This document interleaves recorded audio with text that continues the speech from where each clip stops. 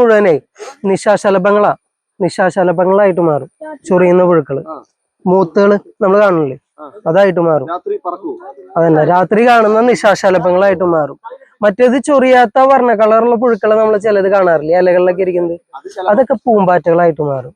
അത് രണ്ടും തമ്മിലുള്ള വ്യത്യാസമാണ്. ചൊറിയുന്ന ഏത് പുഴുക്കളെ നോക്കിക്കോ, അതൊക്കെ നിശാശലഭങ്ങളാണ്. നമ്മൾ ഇത്രയും ദൂരം നടന്നിട്ട് ഒരു പ്ലാസ്റ്റിക് കണ്ട എലഫന്റെങ്കില് ഇത് കണ്ടില്ലേ, അത് ആനയില്ലേ, ആന തിന്നിട്ട് ഇതിലായിട്ട് ആയിട്ടുള്ള. കാരണം എന്താന്ന് വെച്ച് കഴിഞ്ഞാൽ നമ്മൾ ഈ അനിമൽസിന് ഫുഡ് ഫീഡ് ചെയ്യരുതെന്ന് നമ്മൾ ഇടയ്ക്ക് പറയാറില്ലേ.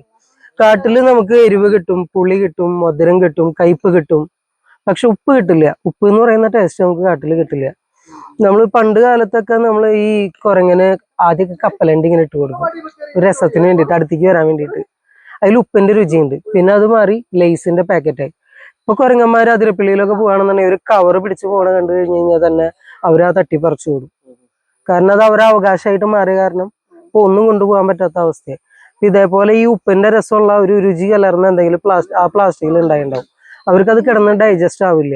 കാട്ടിലെ ആനകൾ കുറെയൊക്കെ മറ്റേ ഈ മരണപ്പെടുന്നത് ഇതേപോലെ വയറ്റിൽ കിടന്ന് ഇങ്ങനെ 2.5 കിലോ 5 കിലോ പ്ലാസ്റ്റിക് അതിൻ്റെ ഉള്ളിൽ നിന്ന് കിട്ടി എന്നുള്ള രീതിയിൽ പറയണ കേട്ടിട്ടുണ്ട്. അതുകൊണ്ടാണ് പരമാവധി നമ്മൾ വേസ്റ്റ് ഒന്നും നമ്മൾ ഡംപ് ചെയ്യരുത്. കാരണം ഈവൻ ഒരു പഴത്തിന്റെ തൊലിയല്ലേ, നമുക്കത് അവിടെ കളയാം. ഓറഞ്ചിന്റെ തൊലിയല്ലേ, അത് ദഹിച്ചു അവിടെ കളയാം.